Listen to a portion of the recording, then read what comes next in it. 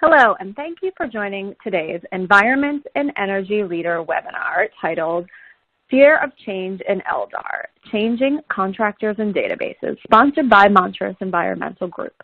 My name is Jessica Hunt, and I'm the Director of Live Events for E&E Leader. We appreciate everyone joining us live, and a large thank you in advance to those who will be watching this on demand. I will apologize in advance if you hear my son in the background during today's event. He is off camp this week. Before I hand the presentation over to our speaker, I do want to go over a few housekeeping items. If you experience technical difficulties during the event, please follow the troubleshooting tips located in the Help widget at the bottom of your console. If you are still having issues after following the steps, please send a message via the Q&A widget, which is open on the top right part of your screen. Please take a look at the list of resources today's sponsor has provided for all registrants. We will be holding a Q&A session at the conclusion of Tanya's presentation, so please submit questions over the next 30 minutes or so, as she has set aside quite a bit of time to address any questions or concerns attendees have. We will try to address as many possible questions during the Q&A, but if we do not get a chance to answer your specific question during the live event, the speaker or a member of their team will follow up with you as soon as possible. It is always a pleasure to work with the team from Montrose Environmental. I'm pleased to introduce our speaker today, Tanya Jackson, who is the VP of U.S. LDAR Division at Montrose. I know she has a ton to get through today before we do the Q&A session, so at this point, I'm going to turn the presentation over to her, and I will rejoin everybody for the Q&A. So please start submitting those questions. I hope you enjoy Tanya's presentation. Hello, everyone, and thank you for attending today's webinar. I'm Tanya Jackson, Vice President of the U.S. LDAR Division with Montrose Environmental. Today, I'm going to be presenting the first webinar in a 4-part Fear of Change series. If you're thinking about changing your current LDAR contractor or upgrading to what you think or hope will be a better data management system, but find yourself hesitating due to uncertainty or potential missteps that may happen along the way, then you're in the right place. If a company were to come to you and say, I can save you money, we're going to find more leaks by volume, and give you a safer process for doing it, you'd all be interested, right? It seems like a no-brainer. However, most companies and some of the biggest players in the industry haven't pulled the trigger yet. They simply fear the unknown. So today, we're going to address some of those common fears and concerns head on. And we'll also look at several ideas you can adopt to hopefully put your fears to rest, so that you can successfully make that change to a new contractor or a new database, while minimizing the risks and maximizing the benefits to work towards getting the program you've always wanted. So first, let's look at the psychology behind why we fear change. Studies have shown that the human brain is hardwired to resist uncertainty. When the outcome of a situation or an event isn't clear, we feel stress because we have an innate desire to always be in control of our surroundings and our outcomes. Research has even demonstrated that we're more at ease anticipating physical pain than contemplating uncertainty, merely because the pain in a given situation is certain when it's quantifiable. Like the pain involved with getting a flu shot. For example, the pain involved, we know what to expect, so we fear it less. As a result of our hard wiring, when confronted with the prospect of change, humans usually respond in one of two ways. The first, you try to avoid it entirely, i.e., we either hide from change, we duck and cover. How many of you have ever intentionally been 10 minutes late to a 30-minute meeting because you secretly were dreading what was the outcome? You understandably wanted to minimize your time in a potentially negative experience. Or to hit today's topic on the nose, how many of you are sticking with a current LDAR contractor or a database that's just not working for you out of fear of that change? Maybe it's a fear of what making that kind of change entails. Or maybe it's because you're worried about what a new contractor might find when they start turning over the rocks. For those of you in that latter camp, you might be avoiding change out of an uncertainty of what your current contractor may or may not be doing correctly. Well, the second way we cope is a more positive and proactive approach, my favorite way, right? And that's when we face it head on. Now, I'm one for addressing the elephant in the room, or in this case, the ostrich. When we face our problem head on, we create opportunities to learn to embrace that change that takes place. We find a way to manage our negative thoughts and feelings, minimize or accept certain levels of discomfort. We get support from those around us and do whatever we can to find that positive in the change, to make the most of it. Because change is inevitable. It's just whether or not we're a part of that process and how fast we get there. Now let's back up for a second to explore why you might even be interested in changing your LDAR contractor and or your database. I conducted a LinkedIn poll earlier in this year asking participants various questions. This particular question was to share their biggest struggle they face with their existing LDAR program. Almost half of the respondents said their biggest struggle with their LDAR program was cost efficiency. Not shocking, followed by safety and quality. Everyone here today, especially after COVID, can probably point to either a cost efficiency, safety, quality, or morale as their biggest struggle they have with their existing LDAR program. And where do people look to create cost efficiencies? It's usually by asking people to reduce their rates for personnel and equipment. But is that the only way? And what about our databases? Well, this next poll analyzed the LDAR databases and what was important to you with an LDAR database. Well, if you're not getting the most important element you want out of your current LDAR database, which this poll indicates quality control reporting or customization capabilities, you might find yourself just increasingly unhappy and struggling with those efficiencies. And for many of you, whether it's regarding your contractor, your database, or both, you might get to a point that you're so unhappy, you're ready to make that change. But let's assume that as far as you know, you're fully compliant with all regulations. That carries a lot of weight. Why rock the boat, right? Here's another poll I conducted earlier this year. This poll evaluated what regulations are keeping us up at night. Funny enough, they all are. Equally, everyone fears falling into non-compliance. It's a valid concern. And if you believe yourself to be compliant now, it's easy to decide that the risk of non-compliance outweighs the benefit of changing contractors to improve cost efficiencies, safety, quality, or morale. Like I noted earlier, maybe you're afraid that a new contractor will uncover previously unknown regulatory issues.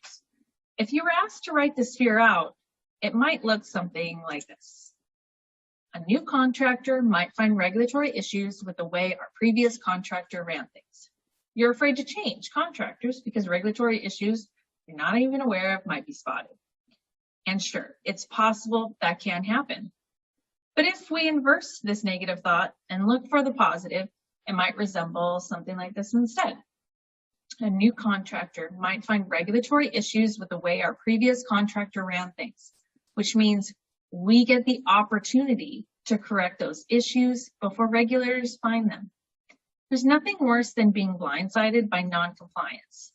If your new contractor comes across a regulatory issue, that means you can correct the issue and ensure it never happens again. The irony here is that the fear of change in this situation is what actually exposes you to the greater risk, not the change itself.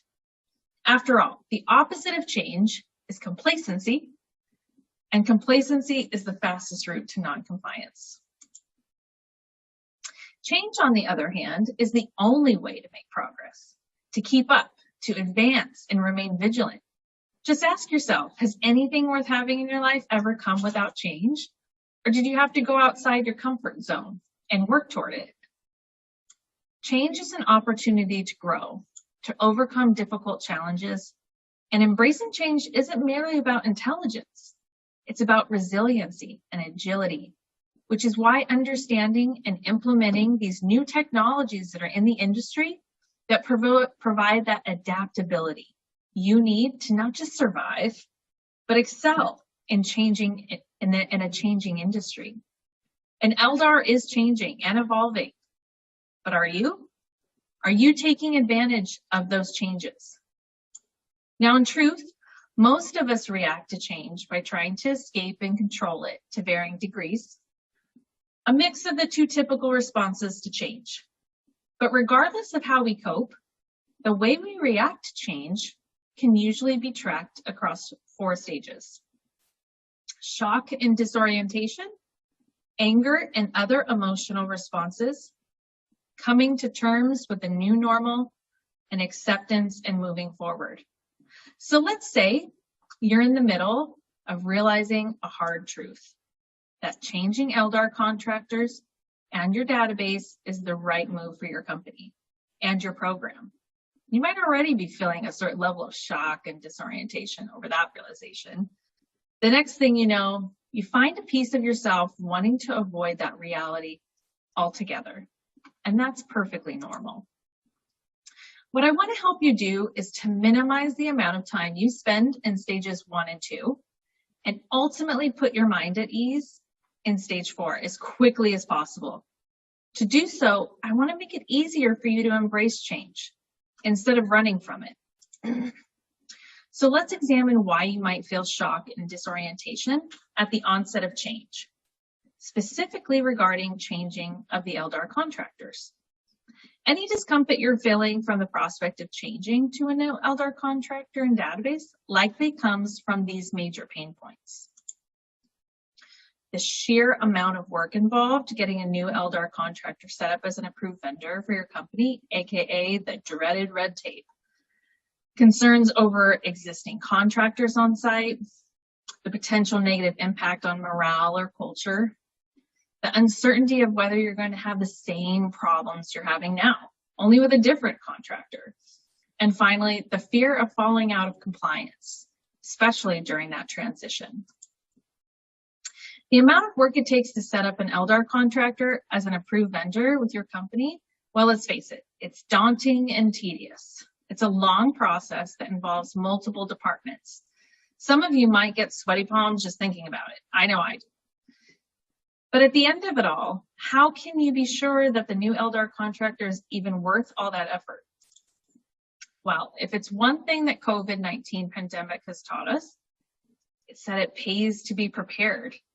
You don't have to roll the dice on a single LDAR contractor. In other words, don't just reach out to multiple LDAR contractors and jump through the hoops of setting up one as your approved vendor. Once you've narrowed down your field of candidates, get at least your top 3 set up as an approved vendor for your company. Yes, it's going to create more work on the front end, but the peace of mind you get in the return is well worth the investment. That's because once you have multiple LDAR contractors set up, you can give the top choice on your list a trial run. For example, tasking the LDAR contractor with an inventory project or a case study for an LDAR technology. You can evaluate the contractor's work ethic, how they treat on-site staff, the kinds of management support they provide, how they communicate, and more. If you realize somewhere along the way that an LDAR contractor isn't the right fit for you, or you're still on the fence, you already have a list of approved LDAR contractors you can choose from. Move to your second choice and repeat the process. There's always small, tiny little projects that happen or come up, or a team needs extra support to complete a compliance deadline that's approaching. So there's plenty of opportunities to give people a trial run. Another benefit to setting up multiple vendors at one time is that LDAR is no longer a one-size-fits-all approach. Up until recently, it was a matter of who offers the cheapest for Method 21, which can only go so low before you're hurting the very team we're trying to support. Remember, the cheapest does not always mean the best price. But now there's so many technologies available, it's important to see what different vendors bring to the table in terms of LDAR advancements and innovations.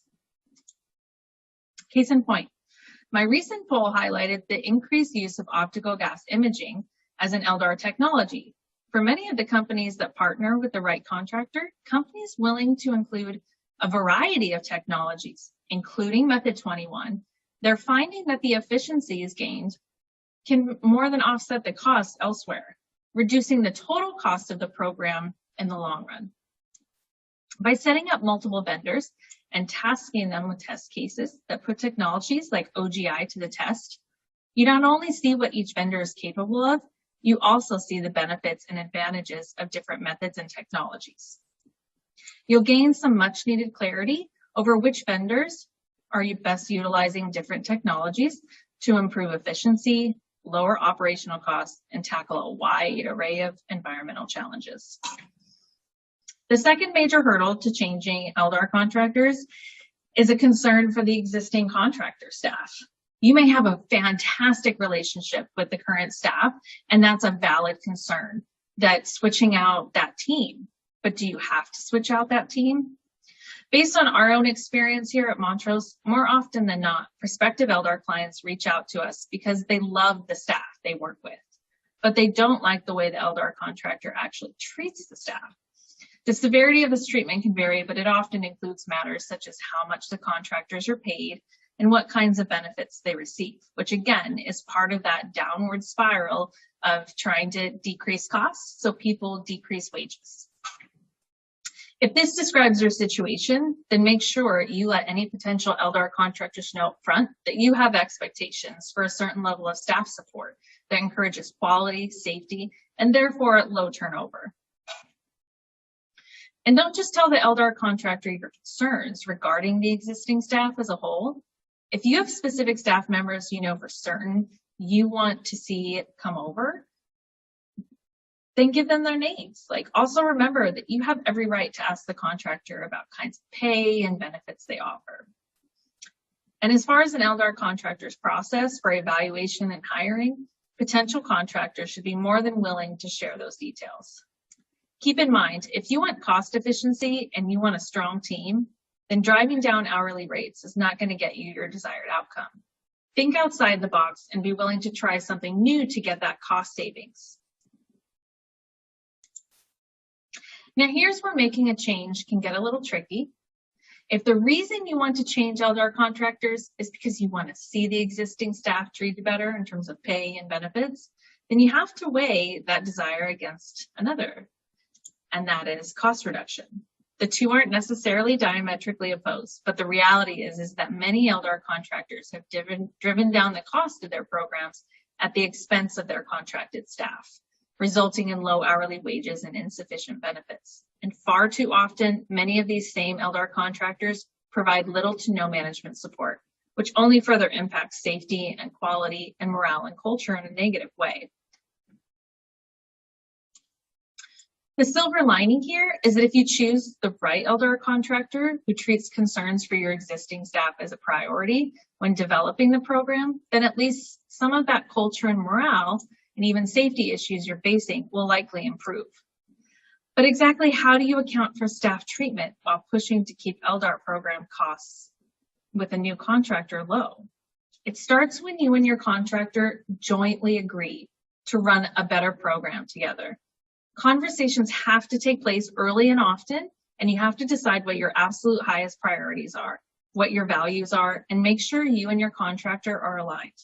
Only then can you set clear and achievable program goals. Like I noted earlier, staff treatment and cost reduction aren't diametrically opposed. While many LDAR contractors do cut staff pay and benefits, that doesn't have to be the case.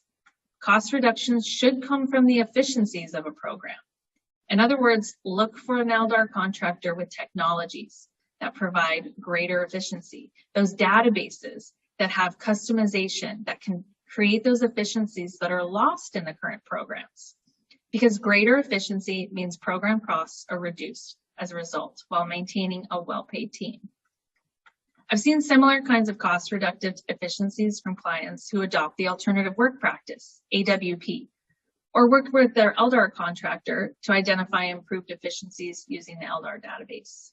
The efficiencies of AWP and LDAR databases help reduce costs, which in turn, for company-wide, allow for improvements and benefits for the staff. To learn more about the alternative work practice cost efficiencies, you can join our next webinar. Additionally, another way to think of cost in terms of upfront costs versus end-of-the-road costs. If you're too focused on the upfront cost of an LDAR program, there's a strong chance you'll settle for a program, or even worse, continue with your existing LDAR contractor. That's cheaper, but one that exposes you to a greater risk of non-compliance. For example, far too often in inventory projects, they're rushed and they're given minimal budgets for approval. Your inventory sets the efficiencies for the rest of your program. If your inventory is sloppy or missing data points, routed inefficiently, you can bet that you'll start your program out of compliance and with major cost inefficiencies that will show up during inspections. And just as important the database in which you choose to house the data it is, it's very important for the efficiencies gained and lost. Choosing a database that fits your needs, the technology you're using, and the team's goals. Nearly every major refinery in the United States has entered a consent decree at one point due to LDAR violations being a part of them.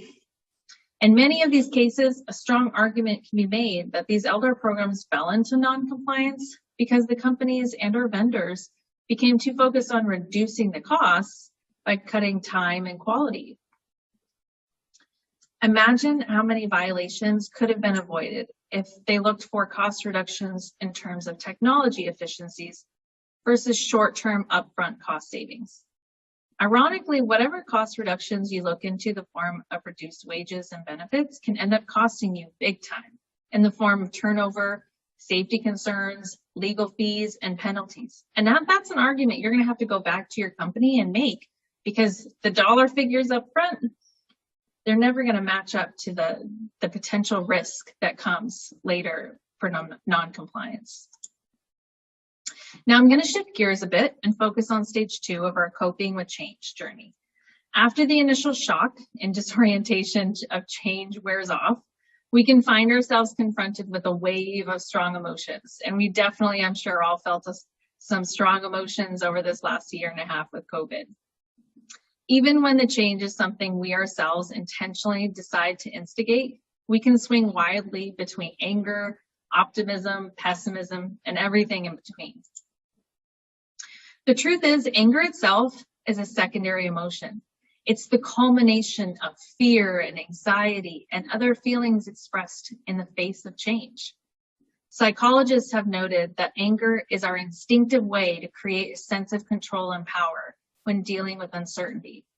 But luckily, when making the transition to a new LDAR contractor, there is a better way to retain control and power of the change taking place, instead of giving into feelings of anxiety and fear. And when this process is adopted, you can minimize your time in this stage, if not skip it entirely, and move right into stage 3, which, to reiterate, is coming to terms with the new normal. To reduce the negative feelings associated with uncertainty and get into this stage faster, you need an LDAR contractor capable of creating and implementing a customized, very well thought out transition plan. One that's created with your input and not in a vacuum. And that accounts for all of your concerns. If you have a shared and understood transition plan that lays out each step in great detail, and the new LDAR contractor is transparent throughout that entire process, then your fears and anxieties are likely to shrink, which means it's far less likely that your blood pressure is going to hit the roof, because you're going to be in the loop the whole process through. And that's not to say there's not going to be delays or missteps, but it's not about the things are perfect. It's about how those challenges are managed. And as long as there's transparency, you'll be able to clearly see that management process. Because LDAR, it gives you curveballs all the time. And we have to manage those. And so this is that first test of how do you manage change. It's important to have discussions with any potential LDAR contractor regarding how the company handles transitions. How does it ensure continued compliance? What line of communication does it maintain along the way? What tools and materials does it use to provide clarity and insights into the progress of a transition? Now, you might have noticed that one of our ingredients is labeled, not so subtly, a mystery. That's my attempt at building suspense for the next slide, because I feel that this one ingredient takes a bit of a deeper dive. And that ingredient is due diligence. There are things you can do and ask for upfront to help calm your fears of any uncertainty that transition to a new LDAR contractor can bring. For example, when you send an RFP to a potential contractor, include a request for the company to disclose whether or not it's had a client with consent decree due to their specific quality issues, the contractor's quality issues. Each LDAR contractor also has an assigned safety score, so make sure you ask for and know that score from the onset. Another way to be diligent is to take the time to reach out and engage with contractor references. All of these things can help root out LDAR contractors that might pose too great a risk and bring you a greater peace of mind regarding the LDAR contractor you choose to move forward with. Also, as far as getting clear expectations up front, the RFP is very underutilized. Okay, maybe it's not underutilized, but RFPs are definitely in need of a few updates that can help you narrow your list of potential contractors right out the gate. The more information you ask for from a potential contractor, the better. Be specific about the types of roles you need to fill. Give the exact numbers of client project managers and supervisors and field technicians, because then you can truly compare apples to apples. Some contractors might have a more qualified staff than others, depending on the ask and depending on the technology. So when you're comparing things like Method 21 and OGI and drones and lasers, it's really important to not compare that to what we've been using, standard Method 21. It's a different time and a different industry. Also, set criteria. What are the metrics of program success? And ask for data that you can use to compare across all candidates.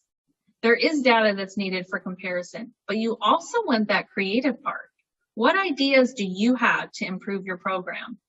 Remember, we want change, and change comes from progress. So we need that creative side to see what can you bring to the table. Lastly, once you receive a proposal from a candidate, follow up with a conversation via phone, video, or even in person. Ask them to clarify any points of confusion. Point out what you like and don't like, giving them the chance to walk through it and explain any and all elements. I think this is a really important process of the RFPs, because when you don't get that opportunity to present or even explain what may be a confusion between, you're missing out on a great opportunity to make progress.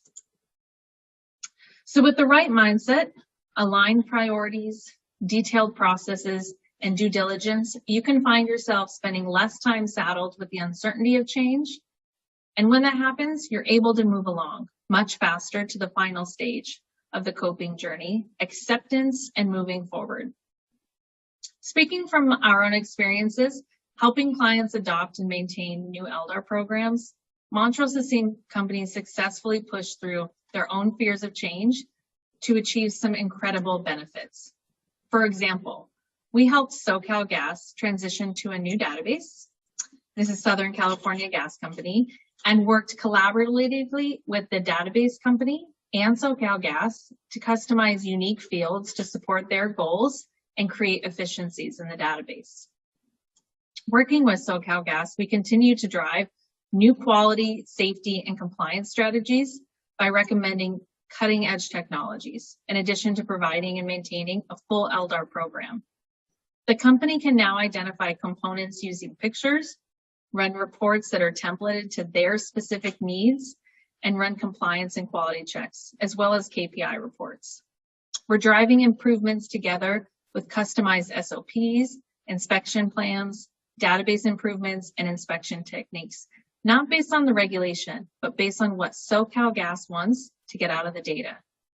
How can we use our data to make better decisions to run our programs? So if you're considering changing your LDAR program and/or the database, remember these suggestions. Make sure you understand your wants and needs not currently being met. There are reasons why you're considering a change. Verbalize them, write them down, discuss them with your team members. Then put the work in up front to have multiple vendors set up so you can put each one of them to the test with a project or technology use case. Set clear expectations in your RFPs and be as specific as possible regarding what it is you want to achieve and the kinds of roles you need to fill. Also, request data from your vendors so you can make side-by-side comparisons. Once you have the contractor selected, work with them to develop a transparent transition plan. And lastly, I recommend you do not skip this step. It's very important.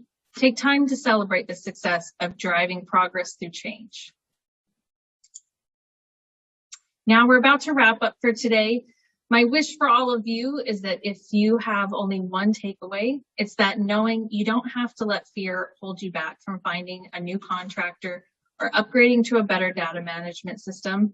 There are ways you can make the transition while minimizing the risk of change and maximizing the benefits of a new relationship and technology. Thank you so much for attending today. Be sure to join Terrence Trefiak on August 18th, where he will be heading up the second webinar in the Fear of Change series, Switching to Alternative Work Practice. Now, I'd love to hear from any of you what your fears are and concerns that have maybe been holding you back. I'd also love to answer any questions you have to help you overcome whatever hurdles you're currently facing. Questions?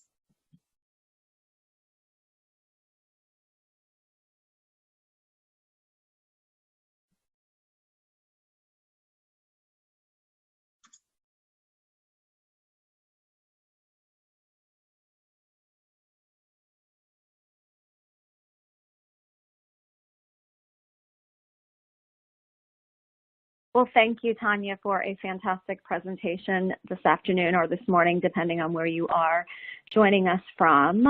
We did get quite a few questions come in during today's event, so we're going to try to get through as many as we can. But if you have questions or think of something as Tanya's going over the answers, please feel free to keep submitting those questions. So let's get started. And one came in close, Tanya, to the end of your presentation. Can you just clarify when you mentioned RFP, are you talking about request for proposal or something else? Yes, and I'm glad that they asked to clarify. I should know not to use abbreviations, but yes, it's a request for proposal. Great, thank you. I appreciate you clarifying that from the start. So let's get started with some of the other questions that came in. In your opinion, what are some of the telltale symptoms that, I should be changing partners or contractors, or is there anything specific that should stand out?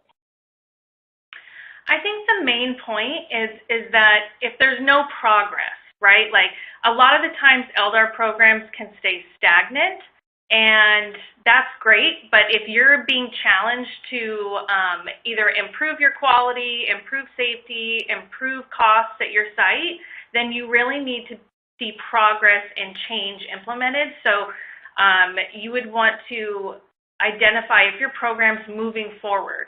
And industry is changing, especially for LDAR, and it's important to make sure that your team is on site is keeping up with the times of that. Are they offering new solutions? Are they working to improve your program with strategies or technologies? Great, and I'm just I have a follow-up question to your answer there. You mentioned that LDAR is changing a lot. What are the biggest changes that you've seen, over the past 5 years or even longer in your experience?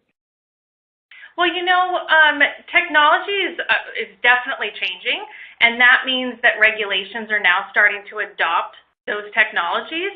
So we have drones, we have OGI, we have laser technologies, we have flyovers, right? There's a lot of different technologies out there that are offering more cost-effective solutions.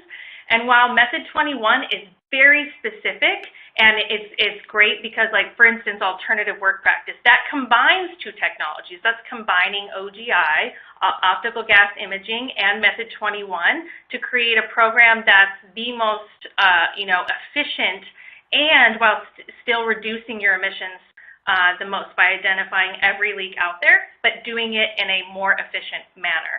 So I think that, really technology and the regulations that we're going to see in the next few years that are going to support those technologies is going to be the biggest changes. Great. Thank you for going into that. Next question, and I think this is one that probably most people on with us today have. What are the most challenging parts of making a switch, and how long does it usually take for the switch to take place? Speaking from my experience, I would say the most challenging part of switching is, probably getting procurement and operations aligned. So, when you're bringing in a new LDAR contractor, you may have a different way of doing things, or you run your business in a different way, and you're offering different strategies. And so with that, they tend to evaluate LDAR companies across the board with the exact same expectations, and you can't necessarily do that when you're offering different strategies and solutions. So I think it's really a partnership that needs to happen in getting operations and the contractor and procurement all on the same page. And then as far as how long it takes, my preference would always be to, at minimum, you should start planning to start your RFP process, your request for proposals, and get those out to vendors at least 6 months in advance from when you expect them to start. Because especially now due to COVID, ordering equipment and vehicles and staffing can take much longer just due to manufacturing restrictions. So I think having that time frame and choosing the right contractors and getting everything aligned, anywhere from 3 to 6 months is definitely that golden period. Great, and thank you for that. How difficult is it to get all of those stakeholders you were mentioning, on board together, to have the same goal and be on the same path in your experience? How hard is that at times? I think you usually start with operations, and that's where that change comes from. And if you have those same values with operations and you've communicated that strategy on that value that you bring, and they're in alignment with that, then I think if operations goes to procurement ahead of that negotiation process, then I think that supports the initiatives that you'll have going forward, and it makes it a lot easier. I definitely have been in situations where it's gone to reverse. We started with procurement, and then we had to ask operations for support because, again, they just are doing exactly what they're supposed to do and trying to find the best bang for your buck. And not always does that align with the strategies that the operations and environmental are trying to move forward. I appreciate you sharing your experience, but the good and the bad parts of things. I think it's important for our attendees to hear. This next question comes to us as kind of a follow-up about transitioning. So what are some quick suggestions for software packages for LDAR databases that would quickly transition from the use of Excel? Well, in my experience, I've worked with a couple proprietary internal databases, and then I've also worked with, there's some standard databases out there as well, and all of them have the ability to import from Excel. So I think the important thing is to identify the databases that are out there, and then identify what their features are that are important to you. Because some of them have the ability to really be customized to your specifications, and some of them may be lacking maybe on the reporting side, or it may be lacking on the quality side, or you're looking at doing optical gas imaging, and that's not a feature they have on saving your videos. So definitely, I think, really getting some demos for database side is the best way to go, and then weigh the features that you're looking for. Thank you for that. This, I'm going to go to kind of take us back again to talking about different vendors, and you talked about the 3 to 6 months to get your RFPs out there. And it's an interesting question because as in a personal aspect, my husband is a supply and logistics officer in the U.S. Navy, so he deals with a lot of vendors in his job, depending on, where he is. But so outside of compliance risk, what are some additional tips for convincing management that the lowest cost vendor is not always the best? There's really great information out there right now that you can look, all the consent decrees that have been issued to the facilities and the fines that are associated with them is that risk side of compliance. And LDAR has definitely been a part of that. And I think that if you show the upfront efforts that need to be put in place, that you'll save on the back end. And, the non-compliance aspect is extremely expensive, and you also get put into requirements that are much more above the regulatory requirements, right? And that can be just as costly. So it's important to, always think of the upfront on what's going to save you on the back end, because back end's always more expensive. Same thing with the inventory. Like I was saying earlier, if you rush an inventory project due to say there's like just a problem that arises and it slows down the project and you're going to go over budget and you're like, well, we can't, we have to cut the cost or something and we have to cut the time. Like inventory has to be your baby. It has to be everything that you put so much effort into, because that is what drives compliance in an LDAR program. So, you really always have to outweigh like what you're starting with and what you're going to end up with, and how that risk is going to outweigh that initial cost versus end of the road costs. Definitely, because as in many cases, the after effects and the after costs are always going to be more expensive than the beginning, depending on if you're doing things, I don't want to say the correct way, but the preferred way, and what's going to be best for your company in terms of regulatory requirements and compliance. And you mentioned inventory as the starter project. What are, I would say, 5 or 6 top things that someone should be looking for? Can you say that again? 5 top things someone could be looking for? And yep. So for an inventory, it sounds like a great starter project. So what should I be looking for? Sorry about that. Oh, no, it's okay. Let's see. For an inventory project, how do they prepare the team, right? Because every inventory project is a little bit different. And it's not just important for like your site supervisor to know what's going on, or the person leading the project.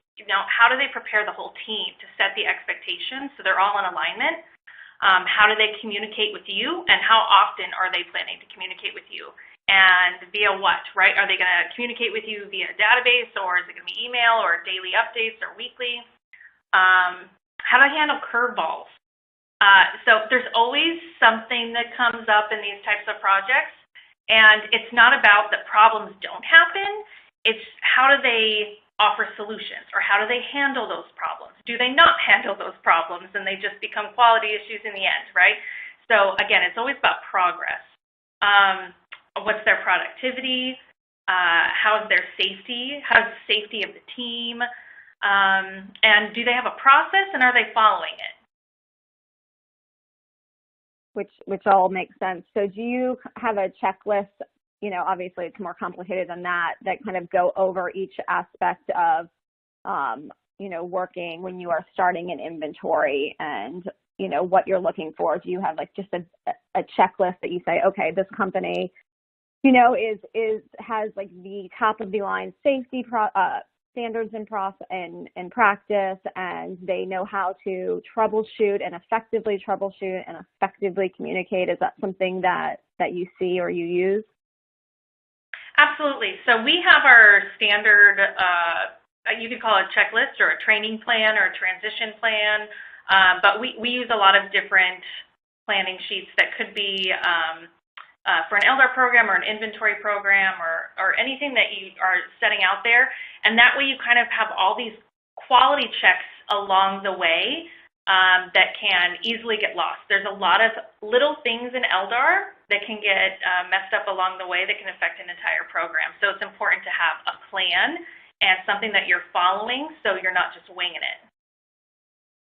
Great. And how often, would you say that throughout the process, of submitting your RFP and then after, once things are started, how often do the stakeholders usually meet to, review what's going on in processes and make changes if necessary? It's different for every program. It depends how large the site is and how much they have going on. We have sites that are, like one tank, one well, all the way up to, 300,000 components, right? So it's a totally different scenario. But I would say for the larger sites, typically they're meeting with maintenance, once a day, environmental once a week, and making sure that everybody's on the same page and you're staying on top of things. And then also that can transition, right? I mean, that can change. So maybe you start with a higher frequency in the beginning and then you transition to less frequent, but they're still meeting, especially because you just always want to make sure you're on the same page and things don't fall through the cracks. So if your compliance periods are monthly, you have to meet at least monthly, right? So that you're making sure that you're meeting those compliance periods before they end. I appreciate you going into detail with that follow-up question. We're going to kind of transition a little bit and talk about the contractor. So this is a question about a contractor. So what resources are available to check whether or not my current contractor is paying their team well? There's a lot of different ways that I've seen it come in a request for proposal. I think one of the things that I appreciate the most is asking directly, what is your strategy for how you pay your team? Because strategies are really important. Like I could send you the numbers and a rate build-up sheet, which is also a strategy, but and show you exactly what people's rates are and how they're built up and what are the taxes included and benefits. But that doesn't really tell you the story. And I think the story is important because if you're just comparing apples to apples, which is a good way to start, but then you don't incorporate that story of why they pay a certain way or why there certain areas may be higher, I think that's important. And so, asking how the company determines base pay rate, not just on a divisional level, but as a company, are they looking at, the market out there and comparing it, or are they just trying to, improve their bottom line? So do you, in your experience, do you ever find that contractors or companies push back a little bit and not want to disclose all of the information that you just shared about what companies should look for in a contractor when it comes to paying? I mean, I can't tell you what other groups do, but we've never pushed back. So, I mean, if someone asks for us to share, what our benefits are or how we pay our team or what our strategies are, 100% that's part of the package. So I think it's important to be transparent because that's how you start that relationship, is that you're going to share what's best for the program. And you took the words right out of my mouth because I was going to say, transparency is everywhere now, whether it's with, ESG standards or in general with compliance, and people want to see companies that are being transparent, that aren't trying to hide things, where there can be open communication and dialogue from the start. So you have that trust. I'm going to go back to a question that came in about a database. What database has the best QA or QC tools? Well, I'm probably a little biased, but I try not to be. But I've worked with LeakDocs and Guideware and Target Track and Central, and to be honest, I have to go with Target Track. It's just it's a database that has evolved and is really grown to not just incorporate what's the quality expectations in an LDAR program, but incorporates these different technologies in an efficient manner to really give technicians the hold of quality, which is typically done maybe at a higher level. And I think it's important that it's done at various levels, and that program allows for that, which is really helpful to help train the team on how to do better as they're going along. It definitely sounds like a beneficial program to use. I do want to thank attendees who have submitted questions today. We really appreciate the questions coming in. And just a reminder, if you are watching this on demand, you can still submit questions. Those questions will go directly to Tanya. And even if you are watching live with us, if you think of another question that you want to ask her, feel free to hop back on your presentation bridge, and you will be able to submit questions to her as well after the event. So I think we have time for maybe one or two more. This question has to do with something that you spoke about earlier in your presentation, Tanya. Only 3% of people are using AWP. That seems really low. Do you foresee that number going up anytime soon? Absolutely. I think with all these technologies available to us that not only are going to improve quality and safety and cost efficiency, but they're also less to manage when you have a database that can manage and integrate the technology very well. I not only see alternative work practice increasing, but I also see regulators across various states and countries having more confidence to include these technologies as options. There's been some articles recently that have come out that are talking about that now we're able to move forward with some regulations for these technologies. So I definitely expect in the next couple of months, if not years, that we'll be able to really be supported and start seeing a change in industry towards alternative work practice and advanced technologies. Thank you for going into that. I'm sure that's very nice for people to hear. Can you really quick repeat the name? The QA/QC database, the one that you talked about? It's called Target Track. Okay, that's what we thought. We just had somebody pop in and ask if you could repeat that again. So I do appreciate the questions that came in today. Tanya, I'm going to give you the floor to sum up anything, any takeaways, big takeaways that you would like for our audience to have today before we wrap up this afternoon. Yeah, when I was writing this presentation, it was just going through my mind that we've gone through so much with COVID and in the last, year and a half. And if anything, I feel like what I've taken away from it, at least, is to just be prepared.